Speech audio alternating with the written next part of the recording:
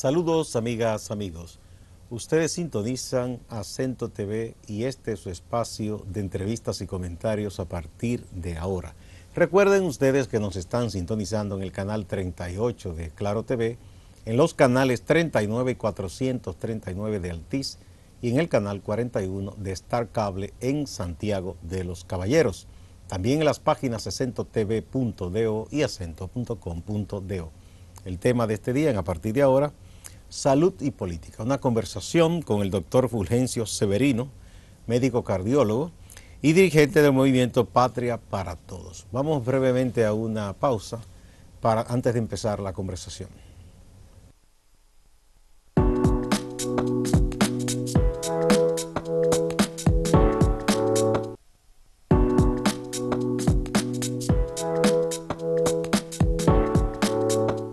Muchas gracias por acompañarnos.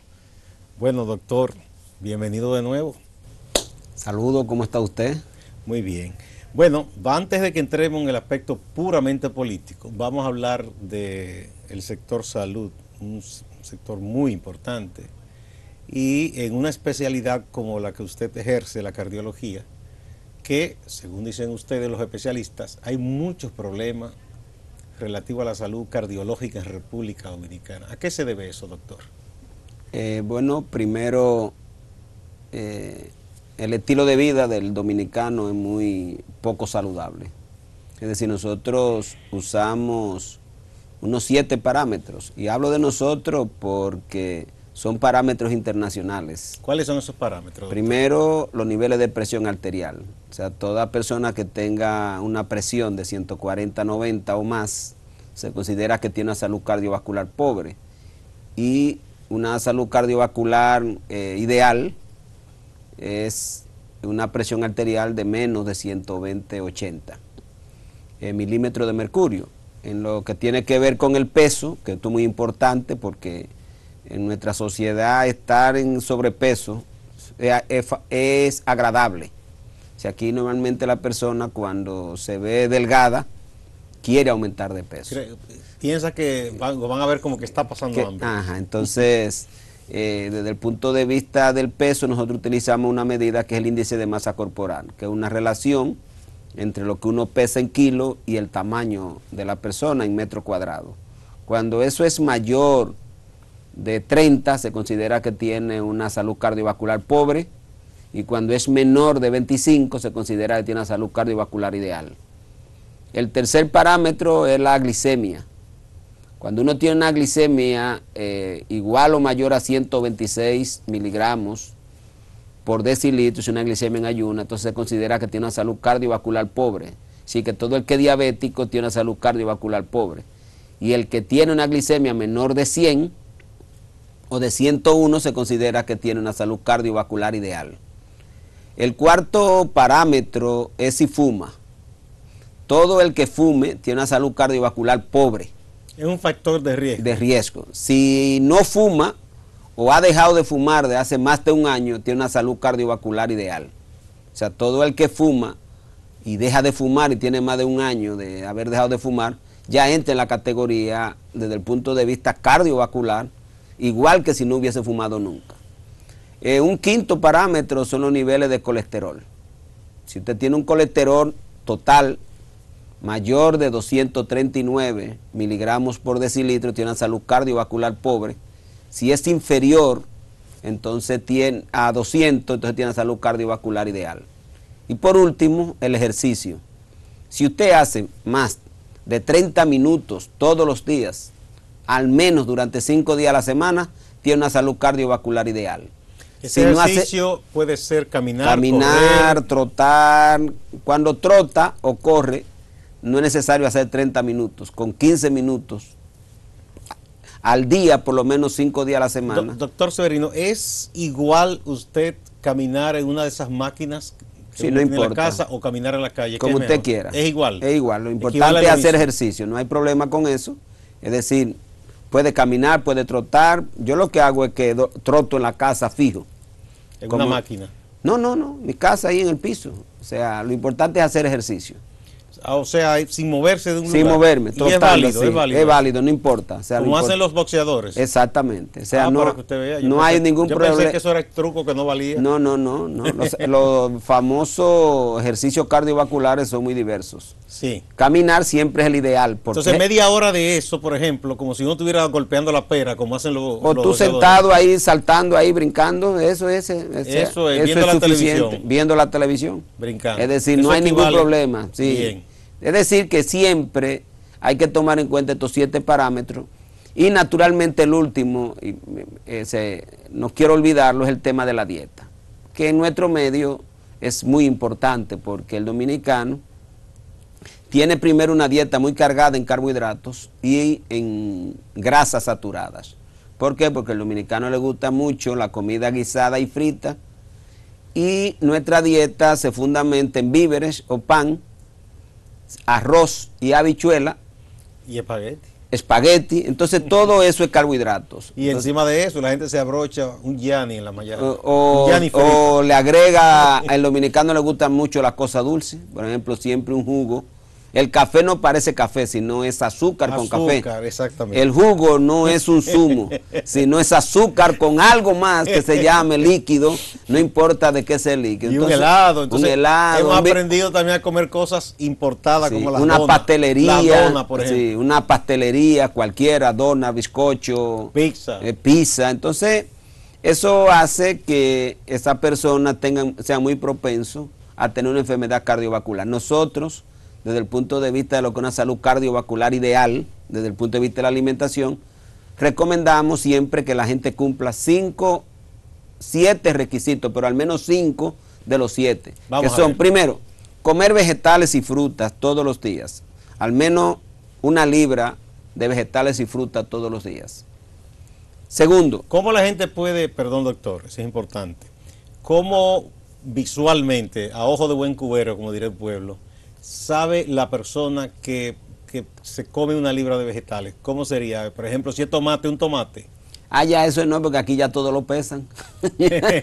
Tú vas al supermercado y ya todo te lo pesan. Sí, pero como la gente muchas veces compra de chiripeo. Es muy difícil pero bueno, para uno a ojo de quizás un tomate, difícil. Una mata de lechuga. Bueno, un tomate, pienso yo que tendría aproximadamente media libra. ¿Me entiendes? Un tomate, si es grande. Entonces, depende mucho. A mí se me hace muy difícil poderte decir.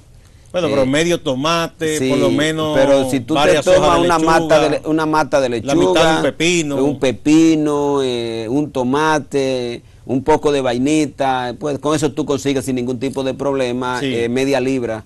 Y eso lo hace 2 veces al día y ya tiene 1 libra. 1 libra de Entonces, segundo elemento, la fuente de proteínas básicas tienen que ser aquellas proteínas que no tengan muchas grasas saturadas. Es decir, ¿cuáles son las fuentes de proteína básicas que tiene el ser humano? Todo lo que está relacionado con los alimentos animales. Por ejemplo, la carne. Ahora, dentro de la carne se recomienda que sea fundamentalmente las aves. Y que si usted va a comer carnes rojas, entonces usted la coma no más de 2 veces a la semana. Segunda fuente de proteína saludable, el pescado. Lamentablemente el pescado es muy caro y no hay una política pública aquí orientada a que el pescado llegue a buen precio a la persona, o sea que el gobierno lo subsidie. Igualmente pasa con los vegetales, o sea, el gobierno no subsidia estos alimentos y hoy están muy costosos para una buena cantidad de personas que tienen ingresos muy pobres. Y yo creo que antes hay que incentivarlo, ni siquiera hay una política de promoción de la producción. Claro. Porque nosotros somos una media isla, deberíamos pescar mucho más. Así es, así es. Eso está gratis. Pero en el mundo entero siempre el gobierno tiene que facilitar mecanismos para que esto llegue a bajo precio, porque se considera que son la fuente fundamental y el gobierno tiene que verlo como inversión en salud. Tiene que garantizar. ¿Entiendes? Entonces, otro elemento dentro de la alimentación que es muy importante es no consumir muchos azúcares. Nosotros les recomendamos que azúcar directa la gente no se consuma más de 15 gramos de azúcar por día, azúcar directa. 15 gramos es 1 cucharada. Esos son 2 cucharadas. 2 cucharadas. 2 cucharadas. Y si usted va a consumir leche o queso, que sea descremado.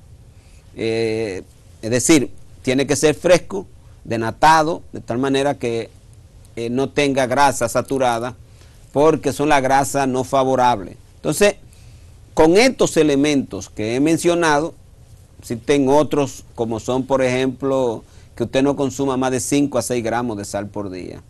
Nosotros aquí se consume por persona 23 gramos de sal diaria. Y ahí la gente, hay muchas trampas, porque muchas veces quizás usted dice, bueno, yo no voy a agregarle sal a esta comida, pero si le agrega de esas sopitas, Sí, ya usted está, todos esos más condimentos tienen mucha sal. O el otro sazón que venden claro, en botella. todo lo que sea condimento preparado tiene sal. Tiene sal, entonces eso ya no hay que agregar más. Entonces, pero lo que les recomendamos es que una ensalada, como estamos recomendando ensalada, una ensalada fundamentada en vinagre y aceite de oliva fundamentalmente, no necesita para sentirse buena echarle sal. El dominicano se ha acostumbrado mucho a que la sal es una fuente del sabor y naturalmente usa sal para todo, para los tostones, para el aguacate, para la ensalada, para el huevo. Igualmente entonces, si va a consumir huevos, que sea fundamentalmente la clara y de manera muy particular que sea hervida. Si quiere consumir yema de huevo, nosotros recomendamos que no haya más de 2 huevos por semana. Es decir, a usted lo que le guste la yema por el sabor, cada yema tiene en promedio entre 200 y 300 miligramos de colesterol, dependiendo del tamaño del huevo. Entonces, estos alimentos son fundamentales. Hoy en día, por ejemplo, se han estudiado que la alimentación es responsable del 53% de todas las muertes cardiovasculares. La alimentación. O sea que puede servir, por lo que usted me dice, doctor, si uno sigue la recomendación correcta, alimentarse bien equivale a medicina preventiva. A medicina preventiva. Con eso es simple. Alimentarse bien y hacer ejercicio es medicina preventiva. Y eso, en el caso de los alimentos, todos me dicen, me es costoso. Digo, tiene que buscar siempre alternativas, porque cuando hablamos que me es costoso, o sea, ¿cuál es la ventaja de comer más arroz? Ahí no se contabiliza que me es costoso. Porque en vez de comerse media libra de arroz, no se come 3 onzas? Que está caro ahora. ¿Me entiende? Es decir, usted se está economizando dinero. Obviamente. ¿Me entiende? Es decir, el tema de la alimentación como fuente generadora de enfermedad cardiovascular y de otro tipo, pero no estamos refiriendo a la cardiovascular, pues siempre es muy importante que la gente lo sepa, porque esto se ha estudiado y solo 2 elementos compiten. Es decir, la alimentación solo compite con la hipertensión, para que tengan una idea del impacto que tiene. Y estoy hablando de la hipertensión, que es responsable del 12 al 15% de todas las muertes en el mundo. O sea, 12 de cada 100 muertes a 15 están relacionados con la hipertensión. Doctor, usted habló del tabaco, ¿verdad? De fumar. Pero la gente ahora también fuma una cosa de que juca. Eso todavía no se ha estudiado mucho. Dicen que es pernicioso, ha habido, que mezclan cualquier cosa ahí también. Todavía desde el punto de vista cardiovascular no lo podemos decir, porque sí, recuérdate que uno desde el punto de vista de recomendaciones a la sociedad tiene que fundamentarse en investigaciones. Entonces, yo todavía, está claro que fumar, está de sobra decir que el cigarrillo y nada que sea consumir humo, porque el tabaco tiene nicotina. Y la nicotina es un vasoconstrictor, pero el humo del tabaco, aún sin la nicotina, es un generador de oxidación generalizada en el cuerpo. Y esto provoca cáncer y provoca enfermedades cardiovasculares, porque daña las células endoteliales, que son las que protegen las arterias. Y cuando una célula endotelial se daña, eso inmediatamente da paso para que se pueda crear una placa en el interior de la arteria, que es lo que termina produciendo el infarto agudo del miocardio, que es la principal causa de muerte en el mundo, incluyendo República Dominicana. De tal manera que no hay ninguna justificación para que una persona haga algo que produzca humo y esté cerca de él. A la gente dice, no, pero que yo no me lo trago, o yo, es que desde que usted lo expulsa, inmediatamente todo entra por los pulmones, porque es un aire. Esa es una especie de gas, para que nos imaginemos cómo es una especie de gas que usted lo tira a su alrededor y con la inspiración vuelve y penetra. Aunque usted como dice mucha gente, yo lo que hago es que lo absorbo y luego lo boto. No, cuando usted lo tira, entonces usted lo va a inspirar. Y por eso hoy hablamos de fumadores pasivos, para que tengamos una idea. Pero además que entonces afecta a los demás. Por eso, pero que no le gustan. Pero para que la gente sepa que se ha estudiado el fumador pasivo, que es el que está al lado de un fumador, él no está fumando, sin embargo está inspirando el humo que usted expulsa y él se enferma por culpa del fumador. Entonces, o sea que hay que tener bien en claro de que como elemento preventivo esto es un elemento de mucha trascendencia. Pero además, doctor, a quienes dicen eso, que solo lo absorben quizás hasta aquí a la boca y lo botan y piensan que no le hace daño, hay que ver cuántos casos hay de deportistas que lo que hacen es masticarlo en forma de pasta el tabaco y terminan con un cáncer. Cáncer de lengua, cáncer de boca, sí. O sea, terminan con cáncer a nivel oral bastante importante. Otro elemento alrededor de la pregunta que me hacía es el tema de acceso a servicios de salud. Nosotros, ¿Cómo andamos aquí? Por ejemplo, malísimo. Si un dominicano, vamos a suponer el escenario más extremo, un hospital lejano de la capital o de una provincia grande, un hospital de la frontera, ¿requiere un servicio de cardiología? ¿Está disponible? Bueno, nosotros no hablaríamos de los servicios de cardiología, hablamos de servicios de primer nivel de atención. Aquí no hay acceso, por una razón muy elemental. Primero, el nivel de acceso que se ha definido aquí es el seguro médico, fundamentalmente. Entonces, solamente tenemos que pueden ir a cualquier centro público y privado, diríamos 3.8 millones, 3.9 millones, que son los del régimen contributivo. Pero aquí también, y nosotros lo vivimos cada vez que estamos hablando con la gente. Ayer nosotros teníamos una reunión el domingo y me dice un trabajador que tiene un seguro médico, pero yo no puedo ir porque mis ingresos son de 15,000 pesos y yo no le puedo pagar a un médico 1,000 o 1,500 pesos de diferencia de una consulta.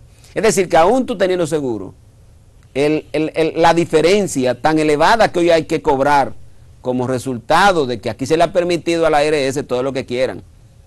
Pagarle 3 pesos a los médicos, se calculó una tasa de frecuencia de consulta de aproximadamente de 3 consultas por habitantes y la ARS están haciendo menos de 2 consultas por habitante, se están economizando una gran cantidad de dinero, pagan miseria y tiene el contubernio de la Superintendencia de Salud y Riesgo Laboral, que no hace absolutamente nada. Entonces, primer nivel de no acceso es no tener un seguro o tener un seguro e imponer un copago o una diferencia tan elevada que una buena parte de la población no la puede comprar, no la puede pagar, porque estamos hablando de una sociedad donde el nivel de salario, y lo dicen las propias cotizaciones a la seguridad social, aproximadamente el 70% de la población tiene ingresos de menos de 15,000 pesos al mes. Y bueno, porque las autoridades dicen que los que no pueden pagar tienen un seguro subsidiado. Pero es que ahí es peor, porque y estamos hablando de poder asistir al médico. Imagínate tú, y ahí vengo con el ejemplo que me ponía. ¿Cuántas comunidades no hay en República Dominicana que no tienen, dependen fundamentalmente de un médico pasante? En ocasiones se dejan vacías las comunidades. Para que tenga una idea, aquí hay aproximadamente 1.700 médicos en pasantía.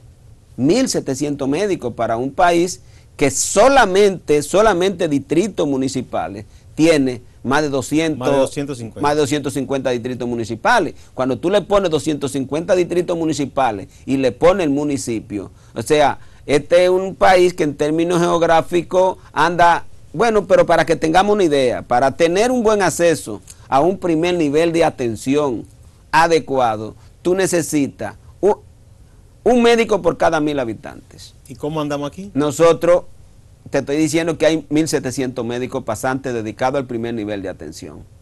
Ponle tú que tenemos 4,000 médicos, de los cuales la mitad está dedicada al primer nivel de atención, que son médicos generales, porque hay una parte que está dedicada a la emergencia de los hospitales del interior del país y otros que están dedicados a la guardia.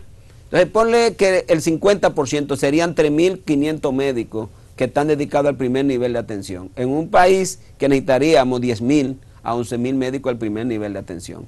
Ahora agrégale que el médico que mandamos a la comunidad se manda sin supervisión, un médico recién graduado, que no se educa durante todo el año, que al año se va y entra otro nuevo, sin ningún nivel de seguimiento. Es decir, Estamos hablando de un primer nivel de atención que de peor calidad no puede ser.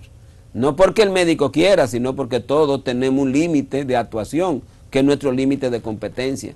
Y si el que te nombra no se encarga de decirte, antes de usted ir, yo le voy a dar un curso para que usted se forme en cómo tratar a un diabético, cómo tratar a un hipertenso, cómo tratar a un dislipidémico, cómo tratar una anemia, sino que depende de la formación que le dé la universidad. O sea, no hay posibilidades. Va con conocimientos muy superficiales. Muy superficiales, pero aún nosotros, yo tengo 23 años, 24 años de cardiólogo, yo tengo que estudiar todos los días. Sí, es constante. Es decir, que aunque yo me haya formado bien, si no hay una actualización permanente de los conocimientos, no hay posibilidades de que tú brindes una buena atención. Doctor, vamos a poner un puntito ahí para ir a una primera pausa. Continuamos, que el tema es interesante.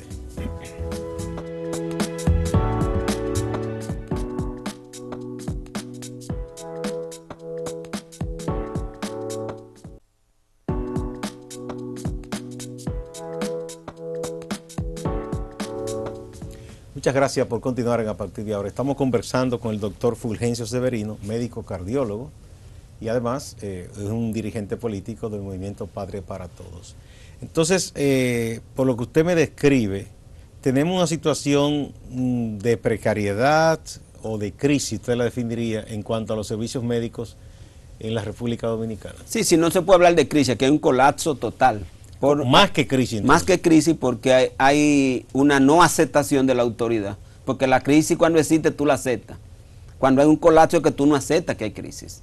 Es decir, aquí no importa que los números den mal, se sigue sosteniendo que la cosa anda bien. Entonces hay un tema de colapso, porque tiene mucho que ver con la irresponsabilidad de las autoridades para aceptar que tienen que producirse cambios importantes en la gestión del sistema sanitario que tenemos, que además de desordenado, porque es muy segmentado, también carece de capacidad técnica, fundamentalmente en el nivel central gerencial.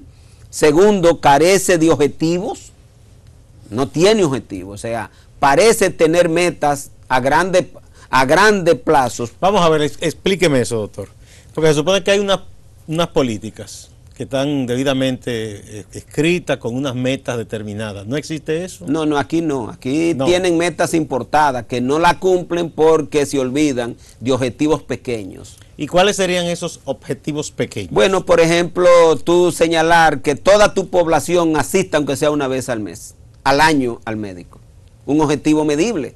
Que tú digas, bueno, yo tengo aquí en la población del Gran Santo Domingo, yo tengo 5 millones, yo tengo que registrar por lo menos una consulta por cada persona al año. ¿Qué me permite a mí? Preventiva, ¿verdad? Sí, una consulta del tipo que sea. Ahora, tú determinas que en la consulta que esa persona tenga, se le van a hacer X tipo de procedimientos según la edad. Por ejemplo, nosotros los cardiólogos decimos, si usted tiene 40 años, tiene que hacerse al menos una glicemia y un perfil lipídico obligado. ¿Me entiende? Los urólogos dicen, si usted tiene 50 años, tiene que hacerse un PCA. Por lo menos una vez al año. Por lo menos una vez. Segundo, si usted, en el caso de nosotros los cardiólogos, que estamos haciendo énfasis, usted es hipertenso o usted es diabético, tiene que hacerse un perfil lipídico en cualquier momento. O si es hipertenso y tiene el colesterol elevado, tiene que hacerse una glicemia en el momento que sea. Si es obeso, otro y a los 40 años tiene que hacerse un estudio metabólico en el momento que usted llegue. Usted le está diciendo a ese médico que cuando él llegue, por las razones que sea, se dio un golpe en un pie, le duele la cabeza, él tiene que registrar que se le hicieron todos estos perfiles metabólicos para que una vez estén presentes se puedan hacer los correctivos del lugar. Segundo elemento, el gobierno garantizar que todo el mundo tenga acceso a medicamentos primarios. ¿Cuáles son los primarios? Medicamentos primarios es tratar los factores de riesgo que son principales desde el punto de vista de producir la enfermedad o la muerte. Usted no puede tener un hipertenso sin acceso a medicamentos. Bien. O sea, usted no le puede permitir a una ARS que para usted tener acceso al medicamento tiene que irse a la oficina de la ARS.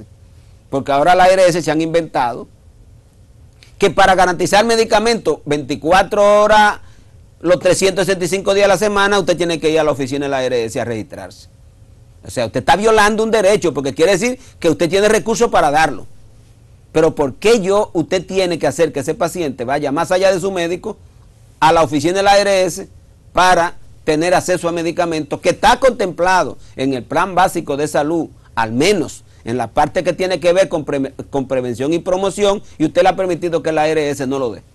Que ahí es terrible eso, porque una persona en condición normal, vamos a decir, de por sí es un esfuerzo, un sacrificio y un costo tener que trasladarse a su oficina, pero imaginemos una persona con cierto impedimento físico, sí, no, o un envejeciente, que se le hace difícil trasladarse. Y te pongo el ejemplo, van a la ARS y la ARS lo manda entonces al consultorio para que yo le haga un electro. Pero esa ARS, oye lo que pasa, por ejemplo, con el caso de Humano. Humano, si tú no le mandas el electro, con la reclamación no te lo paga.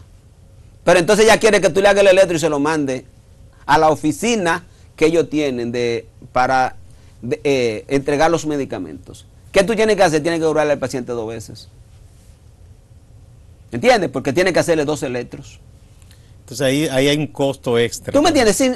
Es un conjunto de permisibilidad que tiene el sistema que impide que la gente pueda acceder a medicina primaria, porque aquí se habla mucho disparate, y escúchame el término que utilizo, que intentan confundir a la sociedad, porque en ocasiones quieren decir que los médicos se oponen al primer nivel de atención o a la atención primaria, pero usted tiene que garantizar que los componentes fundamentales de lo que es atención primaria, porque lo que se llama atención primaria o prevención primaria, lo que quiere decir que usted va a evitar que la enfermedad se produzca.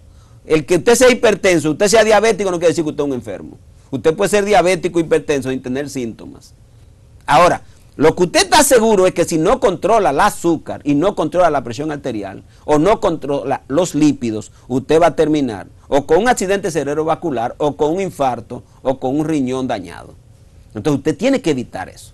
Entonces la ley se contempló que se iban a dar los medicamentos para estos factores de riesgo principales, y ha habido durante estos 14 años un contubernio permanente, estos 11 años del Plan Básico de Salud, un contubernio permanente de la autoridad, del Consejo, de la CISARRIL con las ARS, y se le niega. Ahora te voy al peor, para mí, de lo peor, de lo que habla de la desgracia en República Dominicana, de esta visión gubernamental.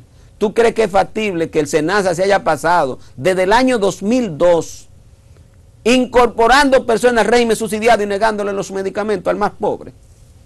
Tú sabes lo que es tú tener en el consultorio de un hospital a un paciente y tú tener que darle una receta y que el SENASA no se la cubre.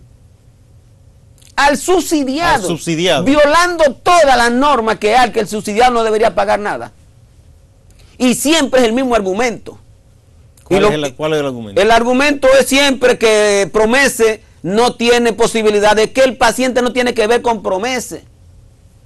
Es que usted es su asegurador y usted le está violando un derecho que es sagrado, porque usted está exponiendo a ese paciente a que enferme o muera por usted negarle un derecho que está en la ley, que usted es el asegurador, que usted recibe el dinero del gobierno, porque usted le ha dicho al gobierno que con 210 pesos usted puede darle los componentes del plan básico, pero asegúreselo.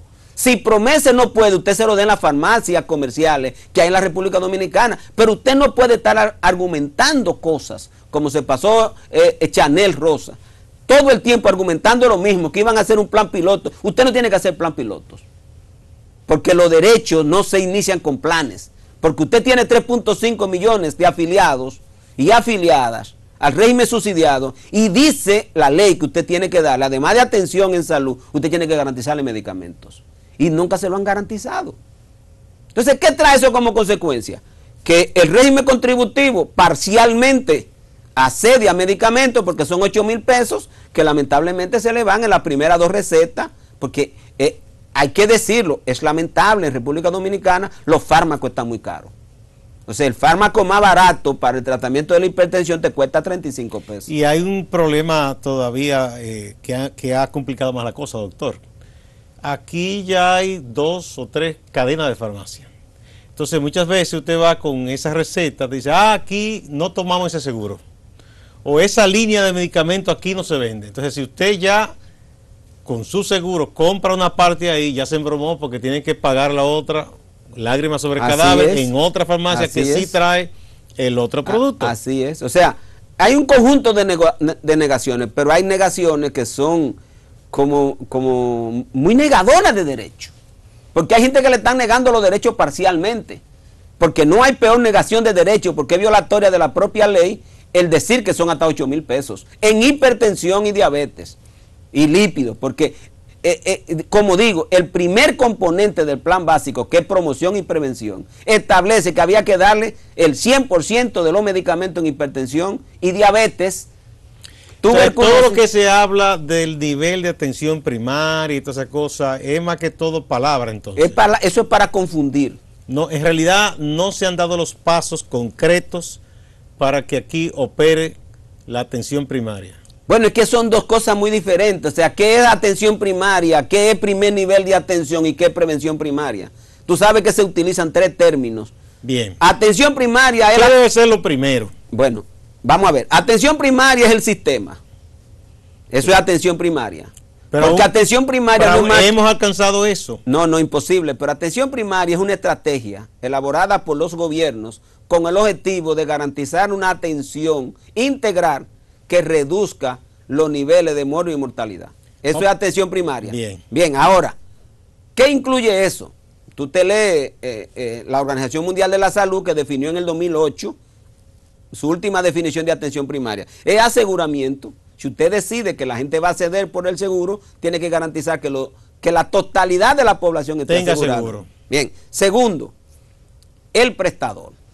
Si usted decide que va a tener prestador público y privado, usted tiene que garantizar que esos prestadores, mediante un sistema de habilitación, tengan la competencia para dar los componentes del plan básico de salud determinados por el perfil epidemiológico que hay en el país. Y en eso yo supongo que debe ser igual, que no debe haber diferencia entre el público y el privado. No debería haber. Ni en la calidad, ni la amplitud de la cobertura. Pero entonces tú no tienes un hospital público en capacidad mínima, no importa que sea nuevo, viejo, no importa.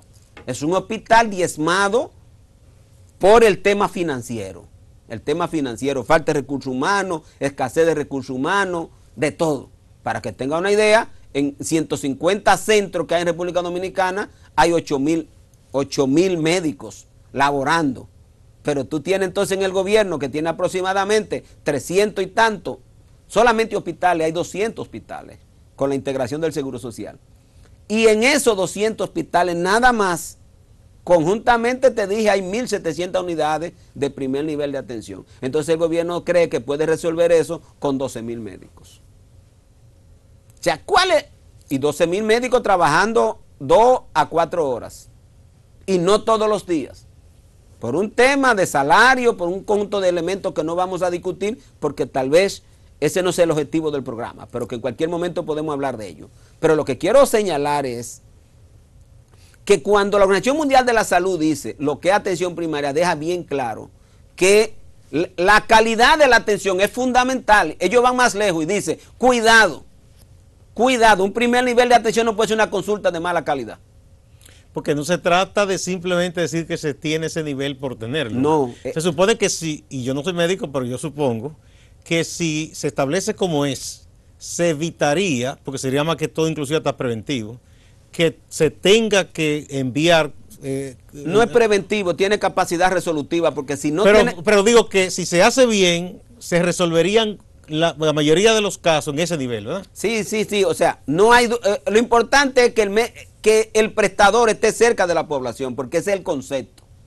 ¿Por qué? Porque hay un conjunto de barreras que son de tipo geográfica y que son de tipo económico. O sea, si una gente que vive en la orilla del río Sama, para poder llegar al hospital más cercano, tiene que pagar 100 pesos de transporte, porque tiene que pagar un motor que le cobra entre 25 y 50 pesos y luego un vehículo. Y usted lo está poniendo cerca, supongamos una localidad lejana de... Sí. Que no hay una ciudad grande cerca. Sí, pero vamos a suponer el Gran Santo Domingo, para hablarte del río Sama, que uno lo conoce perfectamente bien porque cuando éramos muchachos hasta nos bañábamos ahí. ¿Me entiendes? Entonces, cuando era limpio. Sí, tú tienes que, si tú vives en el río Sama pegado de los Tres Brazos, tú tienes que pagar una motocicleta para subir a donde en los Tres Brazos coge un vehículo, porque tenga que ir al hospital de Los Minas. ahí en el hospital de, vamos a suponer que sale a la salida, puede coger un carro a Lomina, y si va al Morgan tiene que coger 2 carros. Entonces, ¿qué pasa? Cuando tú devuelves eso, esa persona está gastando más de 150 pesos al día. ¿Qué pasa? Que el que no lo tiene, que es la mayoría del pobre, ya tiene una barrera. No vas. Entonces, ¿qué es lo que se busca con un primer nivel de atención? Que esté cerca de la población. Aquí, lamentablemente, se ha pretendido, cuando se intenta desde la perspectiva del régimen contributivo, hacer otro negocio más en beneficio de la ARS, porque quieren que de los Alcarrizos venga una de estas plazas comerciales a ser atendido en un primer nivel de atención.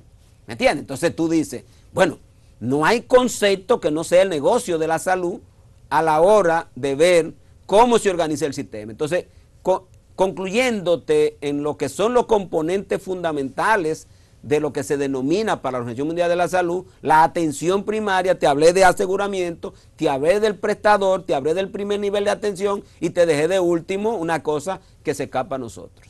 ¿Cuál es? Que es el tema de los servicios fuera del sistema. Ahí tiene el nivel el comportamiento, política para reducir el consumo de sal. Bueno, ya toda una labor educativa preventiva. No, y de acciones. Es decir, negociar con toda esta industria de comida rápida, que es lo que queremos que cocinen, porque no es que usted quiere hacer un negocio de comida rápida y que eso le deja dinero, aunque la población termine en un hospital enferma. O sea, no se puede permitir que el hecho mismo de usted querer hacerse millonario con comidas rápidas, usted esté intoxicando a la población, como está ocurriendo aquí. Comida altamente cargada de sal, todas fritas, con comida llena de grasas hidrogenadas que son grasas trans. Es decir, aquí hay una industria de la comida rápida que es venenosa. Y eso no hay control porque el Ministerio de Salud Pública nunca ha existido. Pero ahí también interviene el tema de la educación de la persona, la formación. O sea, cómo la gente sabe lo que es comer bien y lo que es comer mal. Tercer elemento, que siempre es muy importante, el medio ambiente. Para nosotros los cardiólogos hoy, la contaminación medioambiental es un asesino del corazón. O sea, cuando tú tienes un nivel de contaminación ambiental que se miden por partícula, por milímetro, bueno, la forma de medir, y es muy elevada, eso contribuye de manera significativa a la muerte cardiovascular. Entonces, si tú no controlas todos estos factores, tú no vas a tener una población sana. Entonces, yo lo que digo es, no confundamos atención primaria como una estrategia con prevención primaria. Prevención primaria es todo lo que sea evitar que la población enferme. Educación para la salud la hace el ministerio aunque no haya primer nivel de atención. Aquí no hace nada. República Dominicana y el Ministerio de Salud Pública deben cerrar, porque eso no hace nada. Y no es muy radical eso. No, es que tú no ves nada. Es que te digo, yo hablaba con la doctora Altagracia Guzmán. ¿Por qué usted no hace nada si aquí se están consumiendo más de 25 gramos de sal por persona, por día? ¿Por qué usted no hace nada? ¿Qué usted hace para reducir el consumo de azúcar en la República Dominicana? ¿Qué usted hace para reducir el consumo de grasa saturada en la República Dominicana con la industria de la comida rápida? No hace nada. Es decir, yo te estoy hablando desde el punto de vista cardiovascular, que ella lo puede hacer o el ministerio lo puede hacer, porque no te voy a hablar del tema de contaminación porque tal vez se escapa el ministerio. Ya es una política mucho más general del gobierno que el Ministerio de Salud Pública no tiene mucho impacto. Pero uno supone que un gobierno, los ministerios, deben actuar de común acuerdo cuando hay metas. Sí, por eso te digo. Entonces, vuelvo y te caigo en el tema de que cuando tú quieres hacer prevención, no me puedes decir que no le va a garantizar a la población que tenga acceso a medicamentos de factores de riesgo tan importantes como la hipertensión y la diabetes. Entonces, no me hable confundiendo a la población y queriendo hacer pasar por santo cuando lo que era un mentiroso. O sea, hay que ser mentiroso para decir a la población que los culpables, porque se utilizan términos para confundir, que el culpable de que aquí no haya prevención primaria es el médico. No, déjese de estarle charlatán. Lo culpable que aquí no hay prevención primaria es que usted tiene un sistema orientado a la rentabilidad de los intermediarios, en la que no nos escapamos nosotros los médicos, porque el ejercicio médico privado tiene un concepto de rentabilidad. ¿Me entiendes? Porque nosotros somos trabajadores independientes y cuando estamos frente a un consultorio tenemos una secretaria, tenemos un tiempo y tenemos gastos excesivos que la sociedad de tienen consumo unos costos que deben cubrir. ¿Me entiendes? Entonces, ahora, Doctor, vamos a poner un puntito ahí. Cuando retornemos, vamos a hablar de qué se podría hacer para transformar, cambiar esa situación. Y de paso también, como es el último segmento del programa, vamos a hablar de política, porque los cambios se hacen con la política. Vamos a la pausa.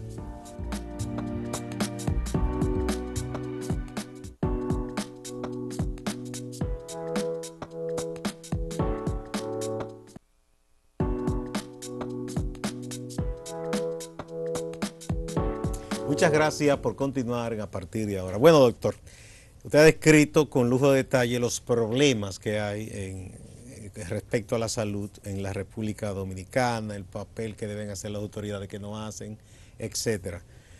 Bueno, tenemos una ley, que esa ley, ustedes y muchos otros que han estudiado el asunto dicen que o debe ser derogada y hacer una ley nueva completamente distinta o reformada. ¿Cómo abordar esa parte de transformar esa situación reformando la ley o haciendo una ley nueva? Bueno, yo no te sé decir cuál es el mejor camino como político o como médico, porque si soy como médico te diría que hay que quitar las ARS, pero como soy político lo que hay que quitar es el gobierno. Pero espérese, antes que tumbemos gobierno vamos pero te voy a decir por qué. Aquí la ley está estructurada para que si el gobierno hubiese querido, aquí hubiéramos tenido un sistema, aunque sea protegiendo el 70% de la población de manera efectiva. O sea, con la ley, si se cumpliera lo que se debe cumplir, no estaríamos tan mal. No, porque el gobierno tiene el 70% de la población que le toca a él. Es más, porque tú estás hablando que el SENASA, por ley, le corresponden todos los empleados públicos y que el gobierno, en una asociación mafiosa con la ARS, se lo ha cedido a la ARS. Pero nosotros, el artículo 31, fuimos muy categóricos. Donde haya dinero público va para una gestión pública. Y lo hicimos nosotros desde el Colegio Médico, anteriormente Asociación Médica Dominicana. ¿Y qué hizo el gobierno? Ahí hay una sentencia del Tribunal Constitucional y aún así no actúan en consonancia. ¿Por qué? Porque ellos son parte de la mafia privada de intermediación que hay en República Dominicana, que todos los años se le entrega 7, 8 mil millones de pesos para que ese grupo de gente ande en consumo excesivo, Y yo digo en consumo excesivo porque hay países que se gestionan con menos recursos que lo que se gestiona aquí. Aquí se gestiona entre comisión fija para las ARS, más los beneficios por negarle derecho a la persona, que supera el 12% del plan básico de salud. Y tú encuentras lugares como Japón, donde se gasta el 1%. Canadá se gasta el 6%. Hay sitios que se gasta el 3%. La media de los países desarrollados es un 3% en la gestión de los seguros que hay, con aseguramiento del 100%. Ahora, ¿por qué te digo? Primero, te estoy señalando un aspecto que el gobierno debió haber ejecutado y que no ha ejecutado por su asociación mafiosa con esa intermediación privada lucrativa. Segundo elemento, pero el gobierno tiene la responsabilidad de afiliar a todo el trabajador contributivo subsidiado y a todos los subsidiados. ¿Qué hizo con los subsidiados? Que se lo inventó, dije que era 200 pesos para mandarlo a hospitales quebrados, decir que tiene aseguramiento, que es más clientelar que real. Ya te dije que no le da ni siquiera los medicamentos, violando la ley, pero tiene ahí 4 millones de gente, porque estamos hablando de 1.5 millones de trabajadores informales que no están asegurados, que junto a su familia hacen aproximadamente 3.5 a 4 millones de personas y el gobierno tendría 7 millones. Ahora, todo eso se puede hacer sin cambiar la ley. Sin cambiar la ley. O sea, el gobierno pudo decir, yo voy a avanzar con lo que a mí me toca, y cogió los 7 millones, subsidiado y contributivo subsidiado, más el millón que le toca del contributivo, o 1,5 millones por ser parte de los empleados públicos. Estamos hablando de más de 520,000 trabajadores públicos entre ayuntamientos. ¿Y por qué el gobierno no lo hace entonces? Porque es una asociación, el gobierno dominicano entonces, es una asociación pública. Vamos a hablar con el político ahora. Entonces lo que está faltando es la voluntad política.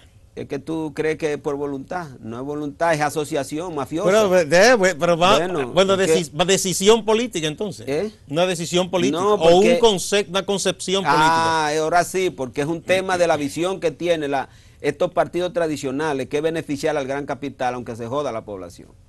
¿Entiendes? Entonces, ¿por qué? Bien. Porque con el gobierno, por ejemplo, te voy a poner el caso que asumiéramos el aseguramiento en lo que hoy estamos, 1,015 pesos. estaríamos hablando de 12,000 pesos al mes. ¿Cuánto significarían eso para el gobierno? 12,000 pesos al mes significarían de régimen contributivo subsidiado 84,000 millones de pesos. O sea, ¿por qué el gobierno no lo pone? Y en vez de estar adjudicando el SENASA de que a 200 pesos, no lo pone a 1,000 pesos como cuesta para el régimen contributivo, para que la sociedad tenga un nivel de financiamiento público que real y efectivamente garantice una buena calidad de la atención. El hospital se desarrolle, el hospital no sea estos cacarones que tienen, que nada más sirve para los gobiernos mandar a construir y a repararlo, que es interminable, en la que hace rico a mucha gente que invierte en campaña de los gobiernos. Por eso decía que el tema fundamental de aquí es el gobierno. Entonces, el tema principal. Vamos a la política entonces, ¿qué hacer? Bueno, desde la perspectiva de nosotros, es la población... Patria para todos. Es la población empoderarse de una sociedad fundamentada en el bien común. Porque si los médicos quieren ser ricos y la población lo que quiere ir al centro más caro que haya en la República Dominicana, aunque se le explote, no hay posibilidades. O sea, una sociedad como la nuestra, en el nivel de desarrollo que tenemos, tiene que fundamentarse en que la clase media y los más pobres se convenzan, primero, que ellos son la mayoría, que ellos constituyen la esencia del pueblo. Segundo, que ellos tienen que actuar en unidad común para poder darse el gobierno que beneficie a ese sector mayoritario, que es clase media y población. ¿Y qué tanto está convencida la población de eso? No está convencida nada de eso, porque el principal convencimiento que le han llevado a la población es de que ella va a ser rica. Aquí todo el mundo juega creyendo que se va a sacar la loto. Aquí la gente se mete a un partido político, no porque el político le diga que va a construir la sociedad de bienestar común, sino porque el político le dijo que le va a dar un empleo o le va a dar una ONGC. Pero la gente inclusive dice que juega, no, la gente juega a veces hasta... No. Porque esos jueguitos que eso yo los ataco mucho, se ha convertido, la ludopatía es un grave problema aquí. Aquí yo creo que en cada esquina hay 2 y 3 de esas bancas, pero la gente sabe que no se va a hacer millonario con eso. Adiós, ¿y tú crees que eso que venden y que dicen y que se sacó y se hizo millonario? No, pero eso es otra cosa. Pero la gente lo que juega más regularmente son esos jueguitos de todos los días, 24 horas, casi, de la llamada banca esa, que juegan quiniela, qué sé yo qué cosa. Y es un vicio muy grande. No, aquí ahora mismo se juega. Eso está, yo creo que no hay una esquina que no haya 2 y 3. Pero ahora aquí se juega más de ese tipo de juego que con 10 pesos tú compras. No, aquí se juega mucho eso, porque la gente está pensando que se va a sacar 5 y 6 millones de pesos. Entonces, ese amor por creerse que todo el mundo va a ser rico, ha hecho que la mayoría, aún de nosotros, la clase media, la generación de nosotros, que tenía el compromiso cuando nosotros éramos muchachos, de producir un cambio, una transformación, de construir una sociedad de bienestar común. El consumismo nos ha puesto loco a todos. Es decir, todo el mundo anda detrás no de tener una buena casa, que es algo normal, de tener un vehículo, que es algo normal, sino que quieren tener el mejor vehículo del mundo y quieren tener no solamente la casa, sino que quieren tener 10 casas, una finca, y entonces hoy usan la política para esos fines. Entonces, para mí, no hay ninguna posibilidad de transformar esta sociedad si la gente que nos está viendo no hace conciencia de que hay que construir la sociedad del bienestar común. Pongámosle lo que dijeron los europeos en el siglo XIX y XVIII. Hagamos el contrato social. Hagamos un contrato social de lo que queremos alcanzar. Es decir, si la ARS son una perturbación... De eso se habla mucho hoy, de un nuevo contrato social. Sí, pero para poner un ejemplo de lo que se dice, porque ahora tú no puedes hablar como hablábamos en mi época de muchachos, de la revolución, porque ya a ti que todo eso es anarquía. ¿Tú me entiendes? Pero aquí hay que hacer revolución de todo, aquí hay que hacer revoluciones éticas, hay que hacer revoluciones morales, aquí hay que... Porque aquí la gente, oye lo que te digo, aquí la gente ha sido conducida a un nivel de consumismo que el más pobre quiere muchos días de fiesta para ir a gastar lo que no tiene. No, y no solo eso, le crean a un muchacho una angustia existencial porque no tiene el último teléfono inteligente. Por eso te digo, eso sirve igualito que uno de los más baratos para llamar. Pero es lo que te digo, o sea, uno lo vive cuando uno tiene todos estos muchachos jóvenes dándole clases y uno le dice, señores, pero óigame, yo me hice cardiólogo y cuando terminé la cardiología andaba a pie. O sea, yo fui a mi primer consultorio, ya yo cardiólogo en 1994, entro a la Rodríguez Santos a trabajar y yo me iba de las 17 en el Sánchez para allá que yo vivía, yo me iba en una guagua. Hasta que pudo después comprarse un carrito modesto. ¿Tú sabes lo que compré? En el 95 compré que me lo mandó mi hermano de allá de Estados Unidos para que me saliera más barato. Tuviste que pagar en aduana. Ajá, me compré, ¿sabes lo que me compré? Un Toyotica del año 1986. ¿Me entiendes? Un Toyotica. Luego, 3 años después, ya estaba, tú sabes, medio holgado. Pero yo no me metí de una vez en un carro, yo una vez me compré un solar. ¿Me entiendes? Para empezar mi casita. ¿Por qué? Porque yo no tenía la posibilidad de meterme en un préstamo. ¿Entiendes? En ese momento. Lo que pasa es que, correcto, te interpreto perfectamente. O sea, hay mucha presión mediática, social, de que la gente quiere acumular cosas y rápido. Es decir, esa visión de largo plazo, de planificar y además una vida modesta, austera, la gente ya no la quiere. La gente entiende que si no tiene la jipeta más costosa y después si tiene eso, quiere tener también un apartamento en una torre. Así es. Y después una villa en el este o en la montaña. Sí, sí, yo tengo muchos amigos, especialmente en el mundo de la medicina, que ya no pueden salir de la trampa. Porque se ha demostrado que mientras más bienes tú tienes, más tienes que trabajar para mantener los bienes. Te hace esclavo de eso. Es decir, llega un momento en que tú no te puedes dar el lujo de dedicarte a otra actividad como nosotros nos dedicamos. Pero eso es muy bueno para el establishment porque la gente atrapada. Eso mueren todos del corazón. No, pero te digo yo, es muy bueno porque eso jamás podrán hacer algo más que no sea seguir eso hasta el final. Claro, entonces ya se... Oye lo que le pasa con esa clase media. Están maniatados. Mira, no pueden protestar porque no le pueden quitar nada de lo que tienen. O sea, no pueden, ni siquiera, tienen tanto bienes que tienen que ocultarse para que impuesto interno no le caiga atrás. ¿Tú me entiendes? Es decir, empiezan a hacer acumulaciones en una sociedad que a la clase media, o sea, la clase política tradicional, le carga a la clase media todos los impuestos. Jodido, tú no puedes tener 3 apartamentos, porque cuando viene a ver tienes que trabajar para pagar los impuestos de los apartamentos. No importa, por ejemplo, nos pasa a todos nosotros, que construimos, yo construí mi casa en un solar que me costó 162,000 pesos. Pero ya hoy... Hoy ese solar costaría mucho más y entonces de pronto la carga impositiva ya no me valora lo que yo compré, sino que me valora lo que yo tengo. Pero carajo, yo no compré lo que tengo. ¿Me entiende? Usted... No, además hay muchos años de trabajo acumulado. Pero que no es algo repentino. Pero es que ese valor no se lo di yo a la casa con mi trabajo ni produciendo más, porque como dice la filosofía, si lo que tú ganas no lo pone a producir, se te va a agotar. O sea, ese valor de esa casa no se la estoy dando yo con más ingresos. Ese valor de la casa lo está dando usted con la inflación. El mercado. El mercado. Yo no le he dado ese valor a la casa, se lo han dado los bancos. ¿Por qué? Porque los bancos han encarecido aquí el valor de los inmuebles, que es insostenible. Es decir, ya hoy ese solar no aparece. Ninguno de estos muchachos que están aquí pueden hacer lo que yo hice.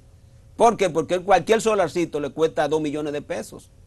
¿Entiendes? Es decir, ¿a qué han llevado a la gente? Han llevado a la gente a que tú tengas que meterte obligatoriamente en un préstamo hipotecario, te pase 20 años pagando un préstamo de alto nivel, porque 2 millones de pesos en el sector financiero hipotecario, tú tienes que pagar 20,000 pesos todos los meses.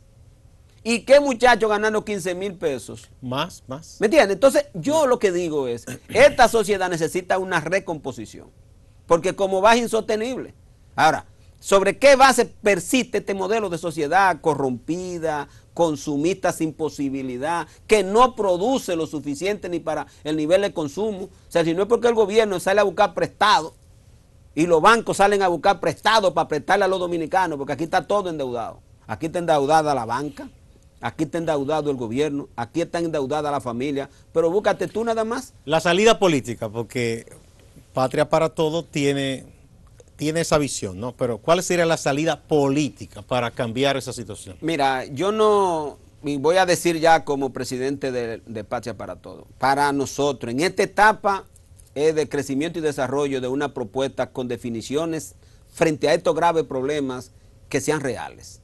No existe en este momento ninguna posibilidad a hoy, porque en República Dominicana se teje una crisis producto del endeudamiento que puede estallar en cualquier momento, y el liderazgo puede explotar y pueden surgir grandes líderes que puedan conducir a la masa por un camino correcto. Pero es un escenario un escenario ahora mismo que es posible. O sea, yo no estoy diciendo que existe. No es lo concreto. Entonces ahora nosotros, el que nos está observando, tiene que saber que empieza por los niveles de conciencia de nosotros, de que nadie que sea honesto, nadie que no explote, Los médicos que no explotemos a los pacientes, no tenemos ninguna posibilidad de acumular grandes fortunas. No hay posibilidades. Usted puede trabajar mucho. En el caso mío, yo trabajo 16 horas corridas todos los días para poder mantener mi familia con cierta holgura, sin poder enviar a los restaurantes todos los días, ni toda la semana.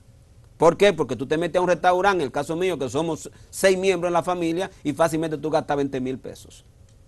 En una sentada, porque aquí todo está a niveles que no se adapta a los niveles de ingresos que tiene la población. Entonces, conciencia es lo que hay que crear del modelo de sociedad que queremos tener, que reduzca la hora de trabajo tuya y mía y de todos y de todas. Porque es que la clase media se muere. ¿Y ese mensaje usted lo están llevando cómo a la población? Bueno, nosotros ahora mismo estamos en una campaña de casa por casa. Nosotros andamos detrás de 100,000 afiliaciones. Están trabajando en eso. Ahora mismo. Entonces salimos a nivel nacional casi todos los fines de semana. El 9 y el 10 tenemos una jornada nacional que en todos los municipios que existe Patria para Todos, que son en más o menos 90 municipios de los 157 municipios, 58 municipios que hay, se va a hacer una jornada de casa por casa, porque nosotros andamos detrás de un nivel de afiliación para tratar de llevarle a la Junta un expediente que ya no nos ponga más obstáculos. ¿Entiendes? Porque no han venido... Bueno, sí, porque en el pasado ustedes le tuvieron que protestarle. ¿Entiendes? O sea, nos ponen no lo reconocieron. Todo tipo de obstáculos, como creyendo que nosotros nos vamos a cansar. Y yo se lo digo a estos representantes de los partidos tradicionales, en la Junta y fuera de la Junta.